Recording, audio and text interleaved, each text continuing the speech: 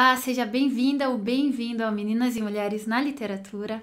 Eu sou a Clara Casagrande, uma das participantes do projeto e aluna da Licenciatura em Letras Italiano da UFPR.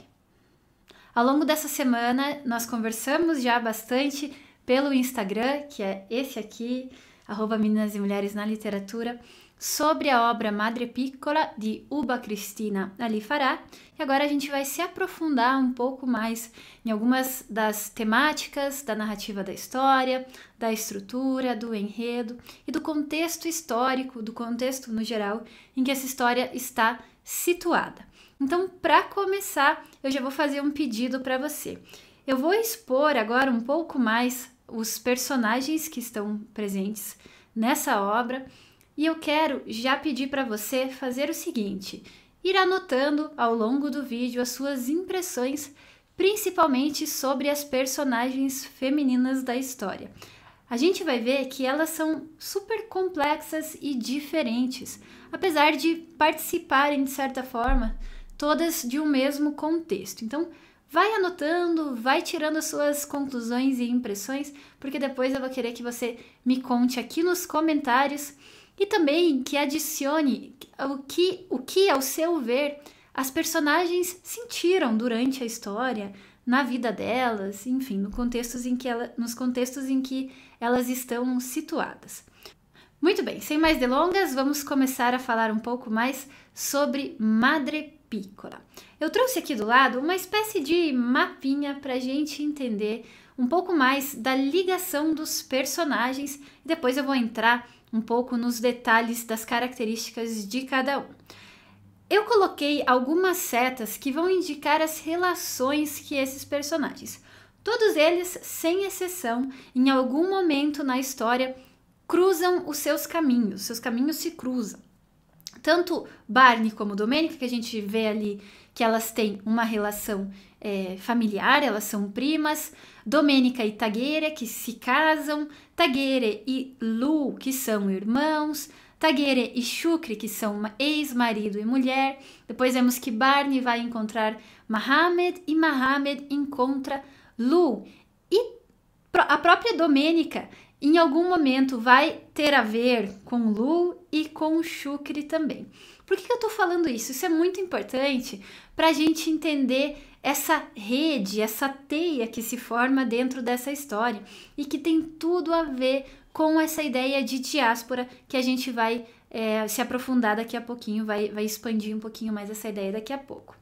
Mas um ponto importante da gente trazer aqui, como eu já falei ao longo dessa semana, Barney, Domenica e Tagere são os personagens principais, sendo Barney e Domenica as personagens femininas e Tagere o personagem masculino da história. A história é contada a partir da perspectiva desses três, cada capítulo a gente vai ver sendo narrado por um deles três, mas tem uma infinidade de outros personagens que aparecem e esses outros três que eu trouxe aqui, Mohammed, Shukri e Lu, estão entre os principais no desenrolar da história, mas tem vários outros também.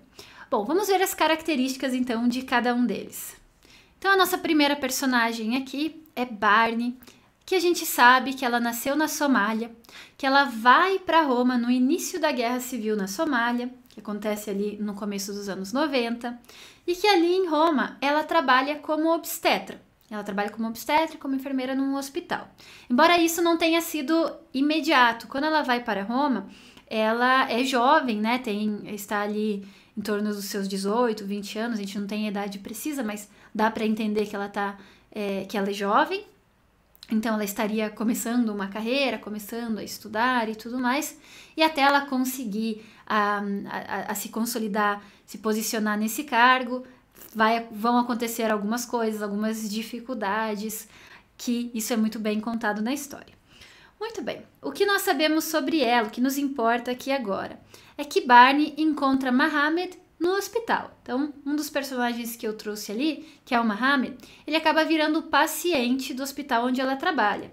Mas Barney vai fazer, então, esse papel, vai desempenhar essa função de mediação com o Mohammed, porque num primeiro momento ele não fala nada e eles acham, o pessoal do hospital acha que pode ser uma questão de língua, então vamos chamar a Barney porque ele é somali, então talvez ela consiga se comunicar com ele. Depois a gente vai ver que não é exatamente essa questão, que ele não fala, que as pessoas acham que até que ele possa ser mudo, mas esse também não é o caso.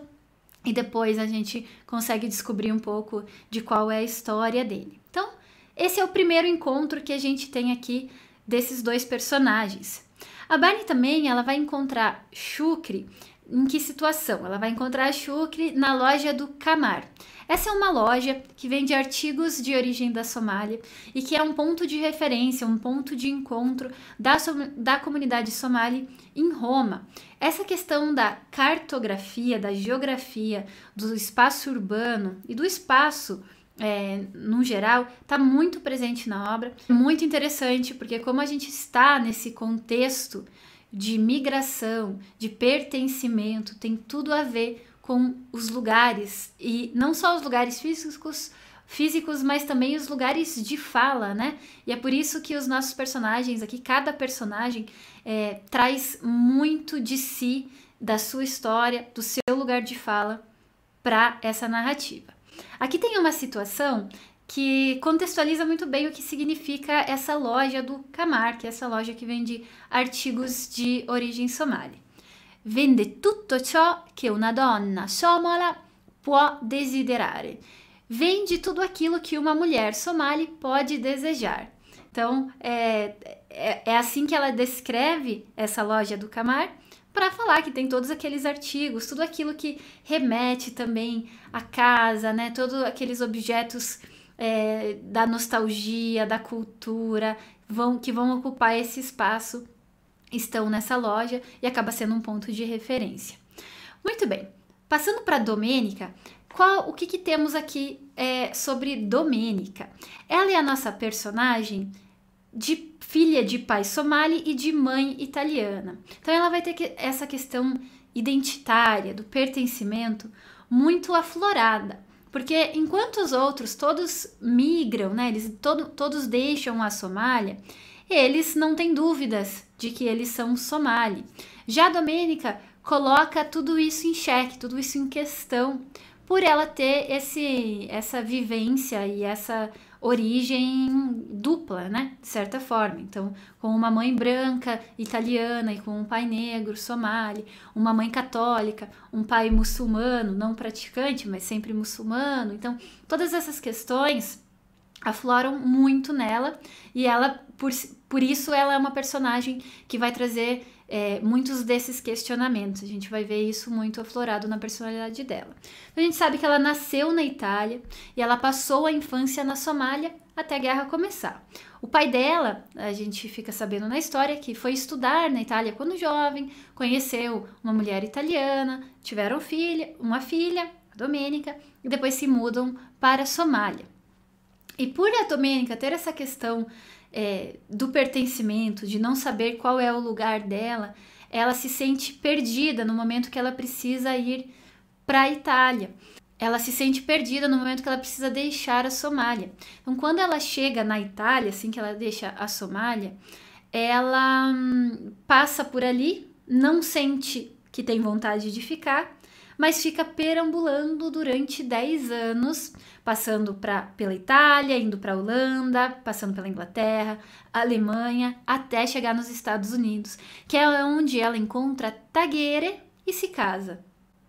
Então, a história, o presente narrativo da história, se passa 10 anos depois da guerra, e a gente tem todos esses flashbacks aí, voltando para aquele momento da guerra, e voltando para o presente e acompanhando a história de cada um deles ao longo desse período. Depois que ela se casa com o Tagere, quando ela encontra ele nos Estados Unidos, ela engravida e ela decide voltar para a Itália para ter o seu bebê lá, mas ela vai também para ajudar Lu, que é a irmã de Tagere, que vai estar passando por dificuldades, e o Tagere pede para Domênica ir à Itália ajudá-la. Ele não vai imediatamente com ela, porque aqui a gente vai ver muito essa questão da mobilidade.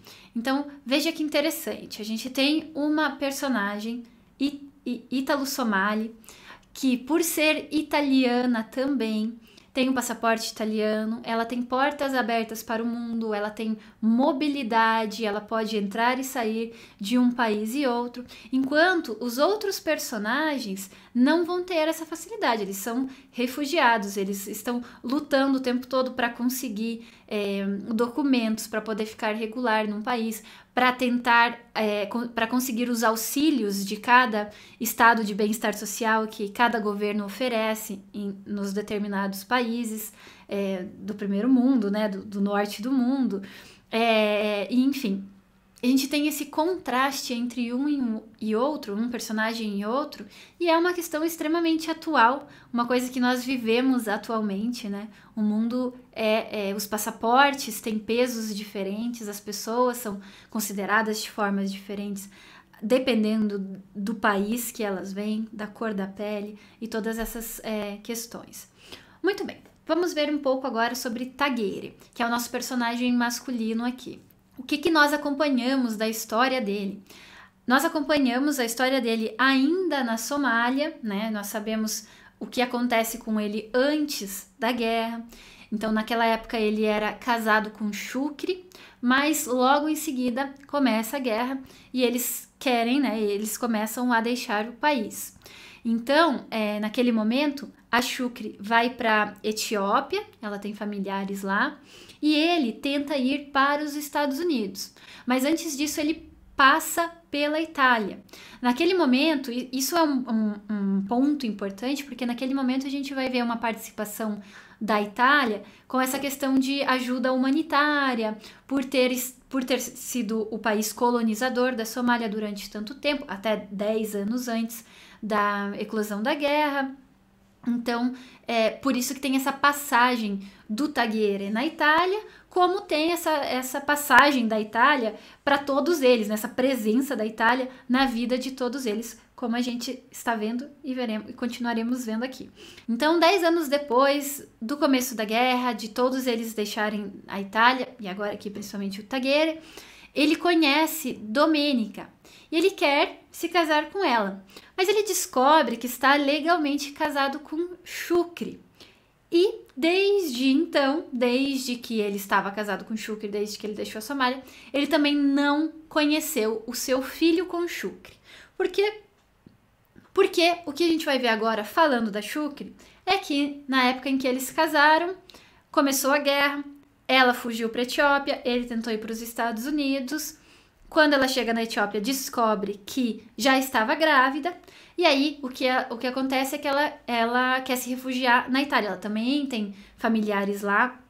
E a gente vai ver isso muito forte, faz parte muito do que é a condição do migrante, dos refugiados, que são essas redes de apoio que vão se formando. E é por isso que, até hoje, nós temos determinadas nacionalidades que estão muito presente em determinadas cidades de determinados países de acolhida, né? Isso acontece principalmente por questões familiares e também de relações de colonização com aquele país. E a gente vai ver isso muito presente aqui para os somalis na Itália, embora não seja a maior comunidade somali fora da Somália, não esteja na Itália, se eu não me engano está nos Estados Unidos e em alguns outros países também. Muito bem, então aqui a essa altura, quando a Shukri chega na Itália, o Tagere já não está mais lá, porque ele já tinha ido para os Estados Unidos. E aí passa algum tempo, passa alguns anos, a Shukri resolve pedir o divórcio, porque o Tagere não se decide de vir para a Itália, não se decide de levar ela para lá, porque a vida dele é uma bagunça, e ele tá tentando se descobrir, sempre naquela dureza, tentando trabalhar, tentando alguma forma de se dar bem na vida, de certa forma. E aí a Shukri se cansa dessa situação, pede o divórcio, mas 10 anos depois da guerra, 10 anos depois dessa situação de sair, de deixar a Somália, ela recebe a Lu na sua casa a pedido de Tagere. Então eles, de certa forma, retomam os laços porque o Tagere pede um favor, né? Pede esse favor para Shukri de receber a sua irmã que está passando por dificuldades. Nosso próximo personagem, então, é o Mohammed, que é o paciente que chega no hospital onde Barney trabalha e que ajudou Lou a parir dentro de um carro. Então, isso é mais ou menos quase tudo que a gente sabe sobre ele, porque como ele chega num primeiro momento e não fala, né, não se comunica, até a gente descobrir qual é a história dele, qual é a situação dele, como ele ajudou Lou, passa um bom tempo, né? Passa um bom tempo de hospital e de mediação aí de Barney com ele dentro do hospital. E ele é uma peça-chave do jogo aqui para a gente entender como Barney chega até Lou e descobre o que estava se passando por ali. Porque Lou, que é a irmã mais nova de Tagere, qual é a história dela? Ela desembarca, isso que é o que a gente sabe sobre ela desembarca em Lampedusa e consegue chegar na casa de parentes em Roma, grávida. Qual é a história? Por que isso é tão importante, né, da gente entender? A Lou, ela tá representando aqui a personagem que é a migrante de hoje, a migrante refugiada que faz um trajeto enorme para conseguir deixar o seu país de origem e chegar até a Europa, ou chegar, ou como os migrantes da América Latina para a América do Norte, chegar nos países centrais, certo? E o que acontece aqui, qual é o drama que nós temos em relação a ela? Porque Lou, para conseguir chegar na Itália, ela tem que fazer um trajeto muito difícil e ela chega na Itália grávida. E ela não chega na Itália grávida por acaso. Então isso é para mostrar um pouco do que é essa realidade dos abusos que muitas pessoas passam, principalmente a condição da mulher. É por isso que eu tô chamando a atenção aqui para a gente pensar, para você ir analisando quais são os papéis das personagens mulheres que nós temos aqui e o que elas representam, porque são personagens altamente complexas, muito, muito interessantes. E aí, pelo fato, voltando aqui para Lou, dela estar grávida, ela não quer ficar na casa da família em que ela está, porque ela é uma mulher muito jovem, ela não quer falar do trauma que ela sofreu, dos abusos que ela sofreu, e principalmente por questões culturais, para ela seria uma vergonha muito grande, uma menina não casada, enfim, todas essas questões de admitir que está grávida para a família que está acolhendo ela, né? E é por isso que ela pede ajuda do Tagere para ir para casa de Shukri. Mas isso demora um tempo para acontecer. Até isso acontecer, ela resolve, quando ela chega o momento dela dar à luz, ela está, na verdade, na rua e ela vai dar à luz dentro de um carro e Mohammed consegue um carro meio abandonado para ela poder se refugiar ali e ele ajuda ela a ter a criança ali dentro. Mas esse carro acaba pegando fogo, sofre um incêndio e ele acha que a Lou ainda está dentro do carro. Mas ela já não estava mais, ficou tudo bem com ela, tudo certo. Mas ele acaba, enfim, sofrendo um acidente e é por isso que ele vai parar no hospital, porque houve esse incêndio no carro. Mas aqui, voltando para Lou de novo, tem uma citação que resume essa questão do que é o trajeto de um refugiado para poder se deslocar, né, esse trajeto de deslocamento do seu país de origem até a porta de entrada para a Europa, que diz o seguinte: dopo aver vissuto per anni in un campo profughi sulle coste del Kenya, dopo aver tentato la fortuna da un camion all'altro fino alla Líbia. Então, qual era a situação de Lou? E que é a situação, de novo, ainda muito atual. Depois de ter vivido por anos em um campo de refugiado na costa do Quênia, depois de ter tentado a sorte de um caminhão para outro até a Líbia. Então esse é um trajeto comum que muitas pessoas fazem, migrantes da África como um todo, de ir se deslocando de caminhão em caminhão, de viagem em viagem, até chegar na Líbia, que é onde tem, inclusive, facções que se ocupam desse transporte, tráfego de pessoas para a Europa. E uma das portas de entrada é a ilha de Lampedusa, né? Se você jogar no Google Lampedusa, a maioria das reportagens serão sobre os migrantes, as grandes embarcações que chegam cheias de pessoas, ou inclusive da situação muito triste de naufrágios que acontecem, de pessoas tentando chegar na ilha de Lampedusa. Então essa é um pouco da situação dos nossos personagens, e aqui eu quero chamar a atenção para o nosso título, né, da obra, Madre Piccola, que em italiano, literalmente se a gente traduzir, quer dizer pequena mãe, mãe pequena. E aí, por que eu trago esse título agora, aqui que a gente falou dos personagens? Porque Madre Piccola, se a gente pensar, poderia se aplicar a várias situações, né? A gente tem Lu, por exemplo, que é, de certa forma, uma mãe pequena, uma mãe jovem. Mas Madre Piccola, literalmente, é a tradução de uma palavra somali, que literalmente significa Madre Piccola, mas serve para se referir à tia materna mais nova. E que, nesse caso, para Domênica, se aplicaria, por exemplo, a Barney, que é a sua prima, e que pode ser considerada, não sei, tia da sua filha, do seu filho que está por nascer. E Lu, de certa forma, aqui que também está na posição de tia do filho do Taghiere, mas ela mesma representa essa mãe pequena. Mas a mãe aqui, como conceito, a gente poderia pensar na pátria, né? A Itália como a mãe pequena, a Somália como a mãe pequena. O que significa esse título para você? O que te remete? Me conta aqui vamos pensar junto, porque para mim foi uma coisa que me fez refletir muito. Eu fiquei pensando bastante sobre o título dessa obra e quais são os possíveis significados desse título, pensando aqui nesse contexto. Agora, então, que a gente conheceu um pouco das características dos personagens, eu quero falar um pouco sobre lo stile della scrittura, o estilo da escrita da nossa autora querida Uba Cristina Ali Farah. Tem uma coisa que me surpreende, para mim uma das características mais belas desse tipo de literatura, desse estilo literário da autora, que é a forma como ela escreve, como se nós, leitores, estivéssemos acompanhando alguém que está falando ao telefone ao nosso lado.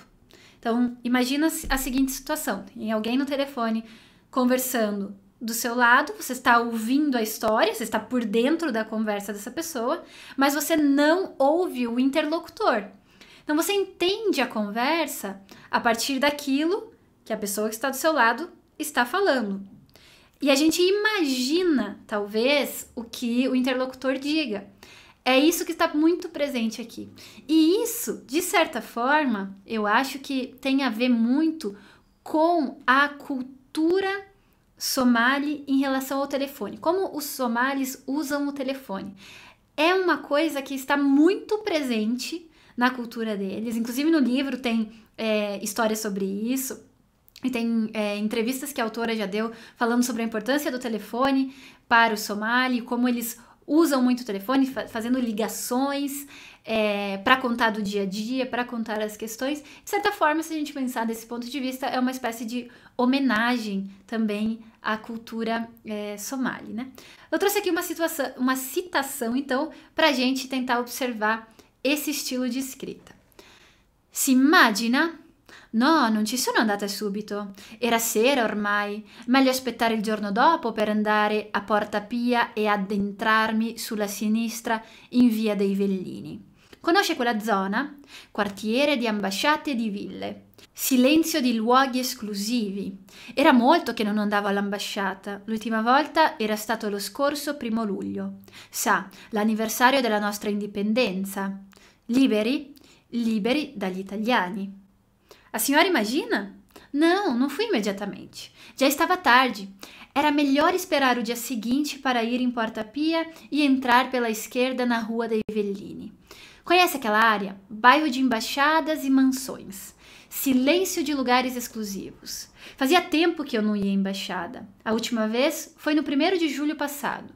Sabe, o aniversário da nossa independência. Livres? Livres dos italianos. Então aqui a gente vê uma conversa entre Barney e uma jornalista que está entrevistando o Barney. E aí, pelas perguntas que a Barney faz, a gente consegue entender o que a interlocutora perguntou. Ou consegue entender que ela respondeu com uma pergunta. Por exemplo, no se imagina, provavelmente o que a interlocutora disse? Ah, eu imagino. A senhora imagina? Ela pode ter dito, ah, eu imagino como é. Ou quando ela pergunta, conhece aquela área? Talvez ela tenha dito não. Por isso, a Barney responde, bairro de embaixadas e mansões. Isso está presente em quase todos os capítulos. Apenas 1 ou 2 capítulos que nós temos a Domênica escrevendo, por exemplo, uma carta, e é um fluxo de consciência, mas é uma das características que fazem parte do estilo da escrita e tem tudo a ver com essa questão da linguagem, do uso do telefone e da cultura somali. E eu acho que seja uma ideia fantástica, uma maneira incrível de trazer a oralidade, que também é uma coisa muito forte, né? Já comentei num outro post essa semana, a oralidade da cultura somali para a escrita, para essa obra. Agora, para a gente contextualizar um pouco mais tudo isso e aprender um pouquinho com literatura, vamos falar sobre il ruolo dell'Italia, o papel da Itália. O que a Itália tem a ver com essa história de Somália, com essa história de diáspora somali e de tantos somali envolvidos com a Itália, com a língua italiana? Vamos dar uma olhada.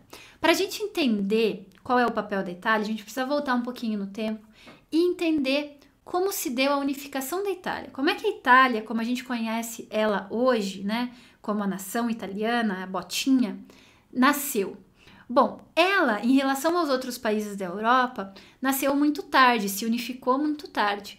L'Unità d'Italia, como a gente está vendo aqui, aconteceu em 1861.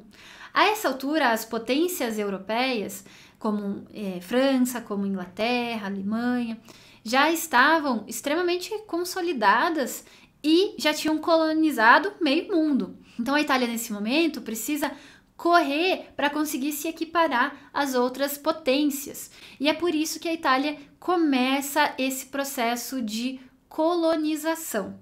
Inicialmente, ela começa comprando algumas cidades, alguns portos, algumas propriedades na Somália, na Etiópia, Eritreia, alguns países ali do que a gente chama Corno da África, o chifre da África. Porque vejam ali que a Somália, nesse mapa laranjadinho, tem esse formato, né, que lembra um pouco um chifre. Então essa região é chamada assim. E aí o tempo vai passando, a Itália vai se desenvolvendo e vai tomando gosto, digamos, pela coisa, vai crescendo essa ideia de fazer um império além da Itália, né, além do território italiano. E aí é por isso que começa a colonizar e começa a consolidar essa colonização. No período fascista, isso é a ancora mais eminente, a ancora mais presente. Então, ali, durante esse período, Mussolini quer expandir o império e começa a colonizar várias regiões ali na Etiópia, na Eritreia, na Líbia, até na Albânia, que não é na África, é nos Balcãs, né? E começa então a expandir esse império, a colonização italiana. Mas falando mais especificamente da Somália, houve um período em que foi consolidada, foi criada a Somália italiana. E, na verdade, foi um período muito grande, que vai de 1890 até 1960. Então, são 70 anos de ocupação italiana nesse país, na Somália, que não é a Somália como nós conhecemos hoje. Então veja aqui que no mapa laranjado, essa é a Somália atual, esse é o mapa da Somália de hoje, né, atual. Mas a Somália italiana não era todo esse, a gente vê no primeiro mapinha ali, não era todo esse território, não tinha aquela parte de cima que era, como vemos no segundo mapa, a Somália britânica. Então, ainda assim era um território bastante importante, né? Bastante grande, era maior do que a Somália britânica, e era ali que estava situada a capital Mogadíscio, ou Mogadiscio em italiano. E aqui eu trouxe uma foto para a gente tentar poder imaginar, contextualizar o que realmente essa ocupação significou, né? Que mudanças profundas foram feitas ao longo desses 70 anos nesse território da Somália. Então, por exemplo, essa foto é a foto do Banco de Roma, em Mogadíscio, na capital. E a gente vê que tem uma arquitetura que lembra bastante a arquitetura europeia. A gente tem, por exemplo, esses arcos. Se você jogar no Google Somália italiana, ou Mogadíscio, algo do gênero, vão aparecer muitas imagens extremamente interessantes que remetem muito à arquitetura europeia, principalmente à arquitetura romana. Tem aqueles arcos romanos e que muito disso foi destruído durante a Guerra Civil. Hoje a Somália é um país marcado pela guerra e, infelizmente, muitas dessas construções até não são mais, não existem mais.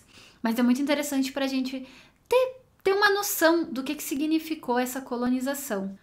Outra imagem aqui que eu encontrei é esse selo postal, né, que existia antigamente. Vejam só, posta aérea, então esse era o correio aéreo della Somália italiana, com um timbro, um carimbo de Mogadíscio.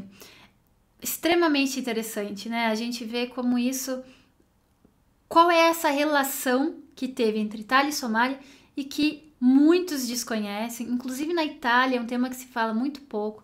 Até porque aconteceram, obviamente, muitas atrocidades para a Itália poder colonizar aquele país, mas acabou influenciando, essas duas culturas estiveram em contato por muito tempo e provocou algumas consequências, algumas mudanças que são visíveis até hoje e que estão muito presentes na história dos personagens dessa obra. Muito bem, mas como as coisas se desenrolaram, né? Com o fim do fascismo na Itália e o fim da Segunda Guerra Mundial, o que estava acontecendo no mundo? A gente tem a ONU tentando reorganizar as fronteiras.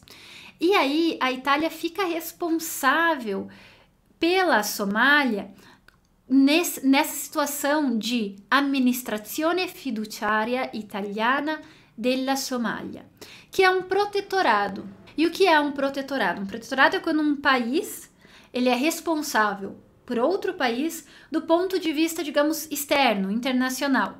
Mas dentro, né, internamente, aquele país tem uma certa autonomia.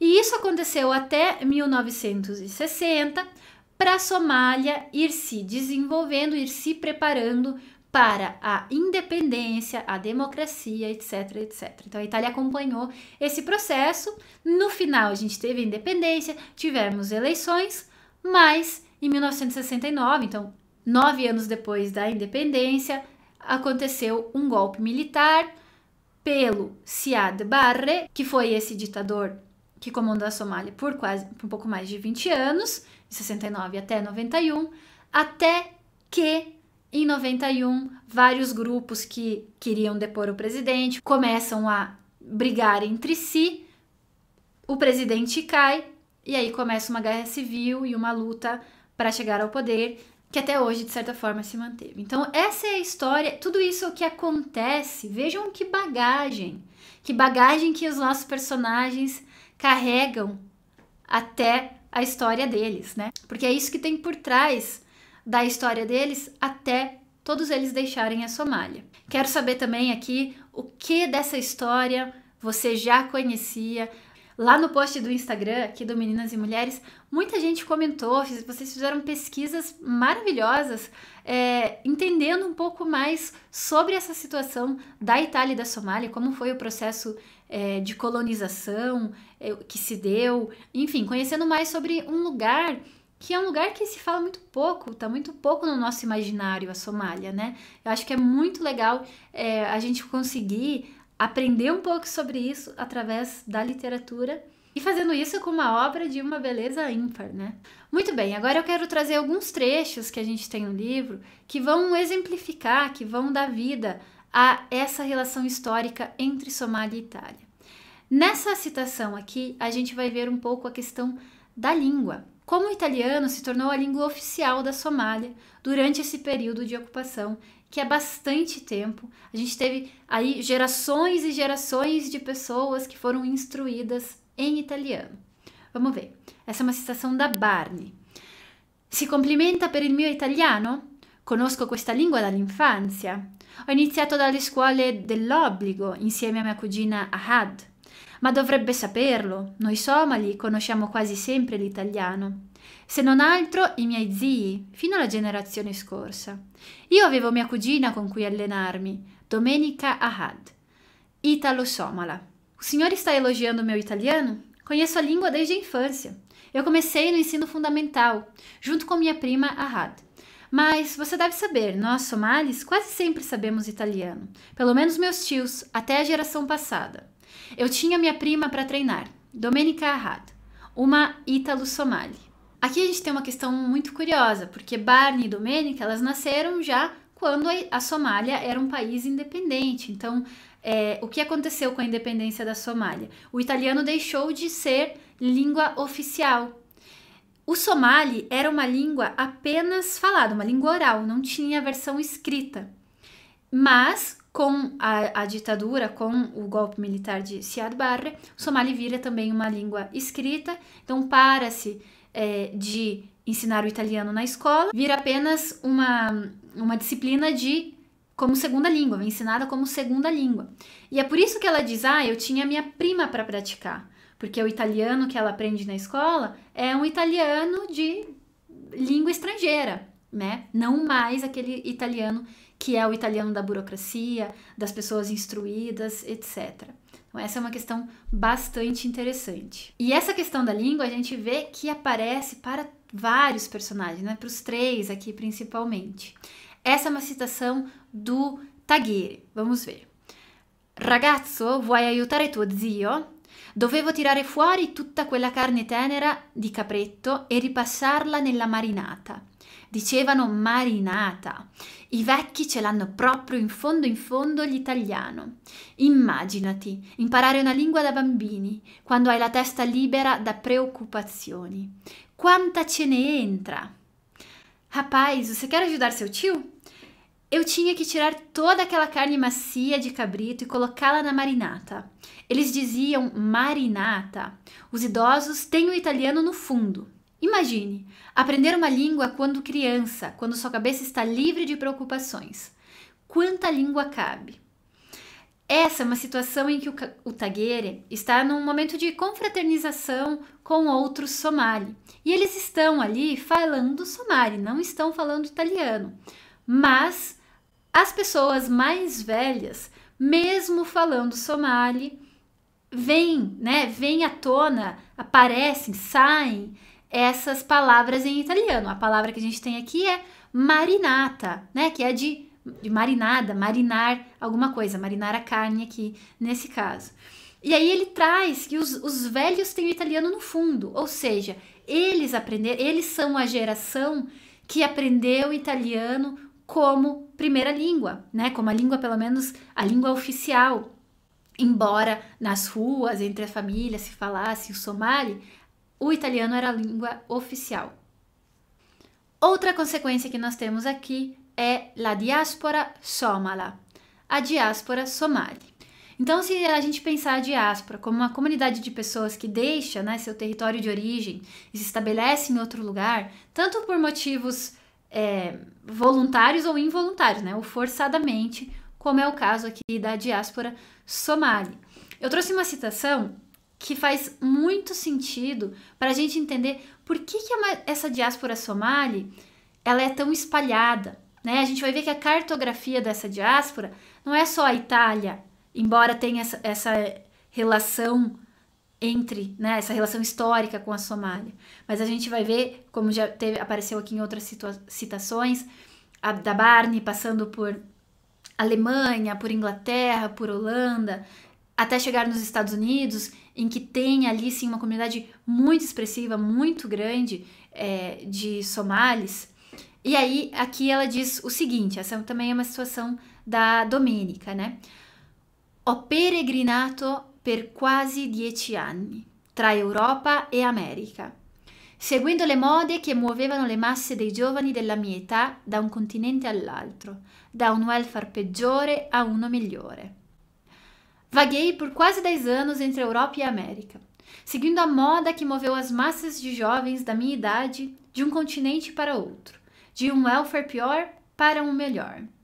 Aqui eu optei por deixar essa tradução de welfare, né, que é o estado de bem-estar social, porque ao longo da obra também vão surgindo essas palavras, vão pipocando algumas palavras em inglês, como vão pipocando também algumas palavras em somali, para mostrar como isso faz parte da diáspora, essa mistura de línguas, né, do italiano, que é uma língua presente, embrionária, do somali, que é a língua nativa, a língua afetiva, e do inglês também, que é principalmente para as pessoas nos Estados Unidos, que é a língua que começa a fazer parte também da vida e da história deles. Perfeito! E para finalizar, acho que vale muito uma nota aqui sobre a autora Uba Cristina Ali Farah, que é uma escritora italiana e somali, filha de mãe italiana e pai somali, isso te diz alguma coisa? Que nasceu em Verona, na Itália, em 1973 e viveu a infância e adolescência em Mogadíscio, Somália, até início da Guerra dos anos 90. Então a gente vê que tem muitas questões autobiográficas dentro da obra, dentro da escrita de Uba Cristina, e que esse livro mesmo traduz muito essa vivência dela, né? Provavelmente essa personagem, Domenica, tem muito do que é a biografia da escritora, e me vem muito um termo que tem se falado muito recentemente, que é a escrevivência, né? Que é essa maneira de escrever, trazendo a biografia e a ficção junto. E Cristina faz isso brilhantemente. Bom, ela é uma excelente escritora, que já tem algumas obras publicadas. Madre Piccola é um pouco difícil de encontrar em formato digital, mas Il Comandante del Fiume sei que é bem possível encontrar, que é a obra que ela publicou em 2014. E Il Comandante del Fiume tem de interessante que vai trazer a questão da segunda geração. Então, enquanto em Madre Piccola a gente vê essa primeira geração de refugiados, imigrantes somali no mundo, na Itália e nos outros países, Il Comandante del Fiume vai trazer os filhos dessa primeira geração que migrou. Então, a segunda geração que está presente nesses outros países. E aí vem outras questões também muito interessantes para a gente conversar. E ela acabou de publicar esse ano Le Stazioni della Luna, que ainda não tive a oportunidade de ler, mas sei que também está disponível na versão digital. Essas obras, né, não estão disponíveis ainda traduzidas para o português, então fica aqui meu apelo para as editoras, para que a gente consiga despertar o interesse editorial, né, porque com certeza público para essas obras nós temos aqui no Brasil. Então, fica meu agradecimento para todo mundo que acompanhou essa semana, lembrando que essas aulas vão ficar salvas aqui no nosso canal do Licenciar Italiano no YouTube, e que temos uma série de postagens para você entender um pouquinho mais. Se ficou alguma coisa perdida, dá uma olhadinha lá nos posts dessa semana no nosso Instagram, que é esse aqui, Meninas e Mulheres na Literatura. E eu fui fazendo ao longo aqui do nosso vídeo, da nossa aula, uma série de perguntas que eu quero ver os comentários aqui embaixo. Então, muito obrigada para quem acompanhou até aqui e ci vediamo presto. Lembrando que toda semana teremos aulas e conteúdos sobre autoras italianas em diáspora. Alla prossima. Ciao!